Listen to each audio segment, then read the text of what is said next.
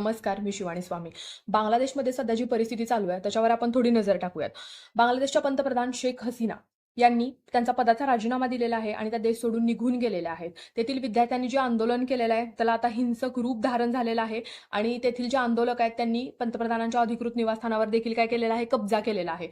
तर ही जी परिस्थिती तिथं उद्भवलेली आहे, त्याचं मूळ कारण काय आहे, तर नोकरीतील कोटा म्हणजेच आरक्षण. 1971 साली ज्यावेळेस बांगलादेश पाकिस्तानमधून स्वतंत्र झाला, त्यावेळी जे स्वातंत्र्य सैनिक होते त्यांच्या मुलांना आणि त्यांच्या वंशजांना काय केलं गेलं होतं, 30% आरक्षण सरकारी नोकऱ्यांमध्ये दिलं गेलं होतं. पण विद्यार्थ्यांचं असं म्हणणं होतं, हे जे आरक्षण आहे ना, ते फक्त गुणवत्तेच्या आधारावर असावं. आंदोलकांचं असं देखील म्हणणं होतं, की ते तेथील सरकार म्हणजे शेख हसीना यांचा पक्ष कोणता आहे, तर आवामी लीग. त्याचे जे कार्यकर्ते आहेत, त्याचे जे समर्थक आहेत ना, ते ऍक्च्युली काय करतायत, तर ह्या आरक्षणाचा लाभ घेत आहेत.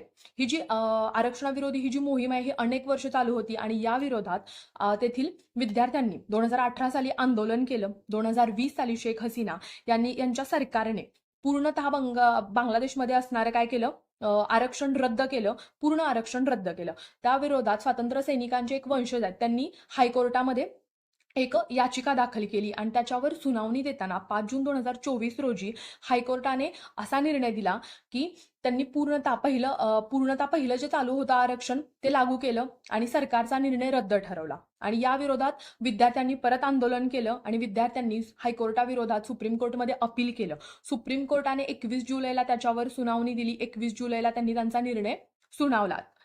तर सुप्रीम कोर्टाचा असा निर्णय होता, की त्यांनी स्वातंत्र्य सैनिकांचे जी वंशज आहेत त्यांना 30% आरक्षण होतं स्टार्टिंगला, ते त्यांनी कॅन्सल करून 5% आरक्षण केलं. जे अपंग आहेत, जे अल्पसंख्याक आहेत आणि जे तृतीयपंथी लोक आहेत त्यांना 2% आरक्षण दिलं. तरी देखील काय झालं, तेथील असंतोष मिटला नाही. तेथील हिंसाचार वाढत गेला. तेथील आंदोलनाने खूप असं भयंकर रूप धारण केलं आणि या आंदोलनामुळे तेथील पंतप्रधान शेख हसीना यांनी त्यांच्या पदाचा राजीनामा दिला आणि त्या देश सोडून निघून गेल्या. तेथील सत्ता सध्या तरी लष्कराने हाती घेतलेली आहे. तिथे जीवितहानी 300 जणांचा मृत्यू झालेला आहे आतापर्यंत.